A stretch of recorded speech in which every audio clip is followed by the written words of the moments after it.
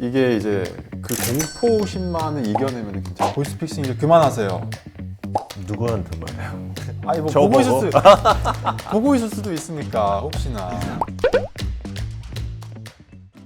레오, 이렇게 한국에 오랫동안 사셨잖아요. 뭐 네. 핀란드에도 살고 치안은 어때요? 확실히 다른 북유럽 나라들에 비해서는 핀란드가 좀 좋은 편이죠.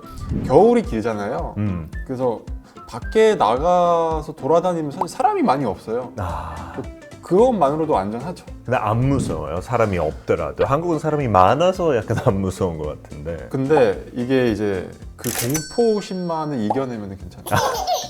그냥 혼자 있는 거 그거 네, 이겨내면 그쵸. 귀신 같은 거 안 믿고. 그쵸. 그러니까 공포 영화를 잘 보시는 분들은 핀란드에서 잘 지내요. 저는 런던은 안 가봤지만 살짝 그 무서운 그런 선입견은 조금은 있어요. 아, 진짜? 네, 런던은? 이게 뭐 드라마나 영화나 뉴스 이런 것들을 봤을 때는 네.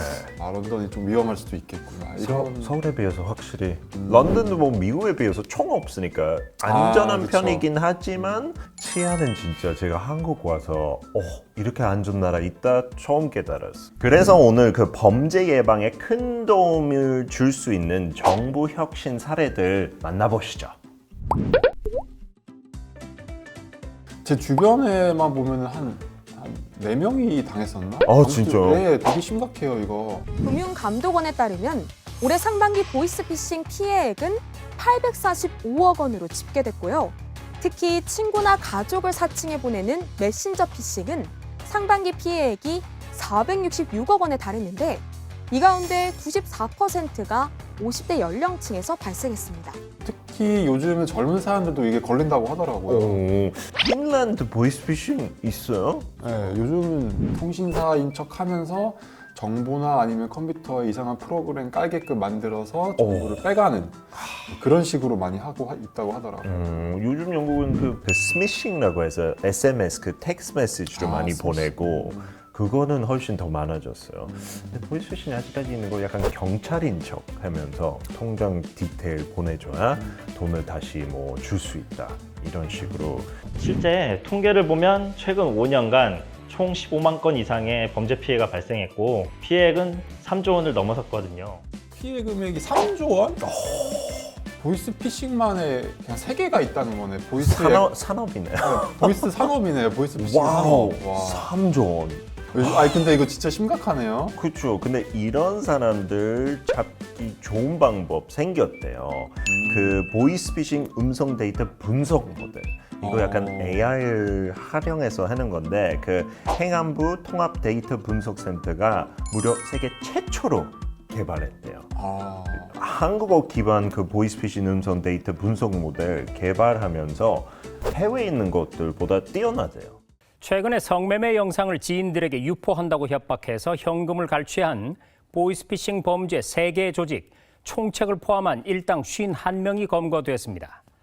통상 꼬리만 잡히고 머리는 빠져나가는 보이스피싱 수사 결과와 달리 이 정도면 거의 일망타진에 가까운 실적인데 바로 이 과정에서 세계 최초로 개발한 보이스피싱 음성 분석 모델이 검거에 핵심적인 역할을 한 겁니다. 이런 기술이 빨리 개발되고 발전이 돼야지 우리가 모든 보이스피싱 범들을 다 잡을 수 있으니까. 네. 보이스피싱 이제 그만하세요. 누구한테 말해요? 아니 뭐 저 보고 있을 보고?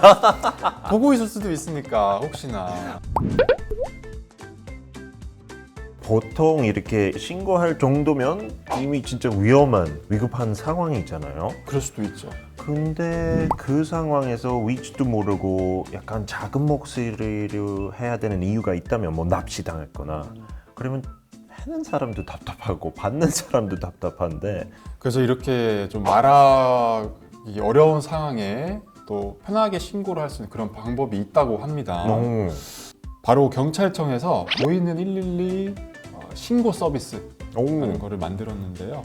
우선 112로 신고가 들어오면은 경찰이 신고자에게 문자로 이제 URL 링크를 보내줍니다.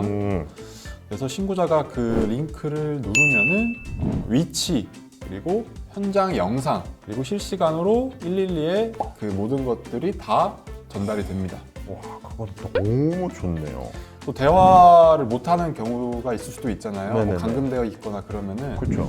뭐 비밀 채팅이라는 걸 통해서 연락을 할 수도 있습니다. 약간 진짜 따로 그 어플로를 설치해야 된다면 긴급 상황에 그런 시간 어디 있어요? 근데 그냥 링크만 누르면 다 되는 거죠. 그렇죠. 범인에게 들킬 수 있는 확률도 꽤 낮고 그쵸. 하고 카메라만 켜놓고 휴대폰 그냥 어디다 넣으면 그것도 큰 도움이 되겠는데. 좀 덜 부담스러울 수도 있겠죠. 그래서 실제로 이 보이는 112 신고 서비스를 통해서 가정 폭력을 당하고 있던 분이나 이제 산에서 길을 잃어버려 가지고 갑자기 이제 조난을 당해서 위치 파악이 어려운 상황에 네. 이거를 통해서 골든 타임을 지킬 수 있는 그런 장점도 있겠죠. 그렇죠, 맞아요.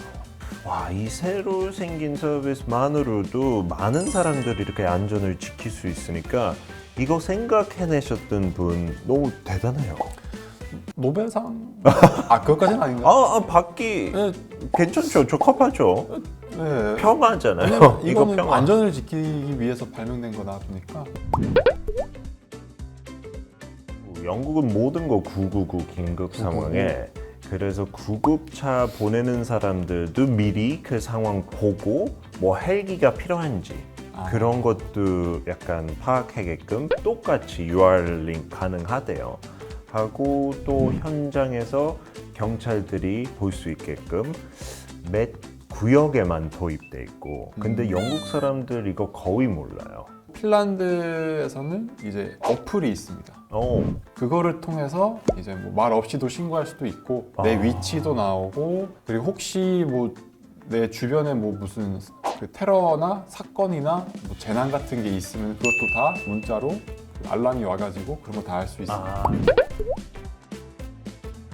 정부 혁신 사례 살펴봤는데요.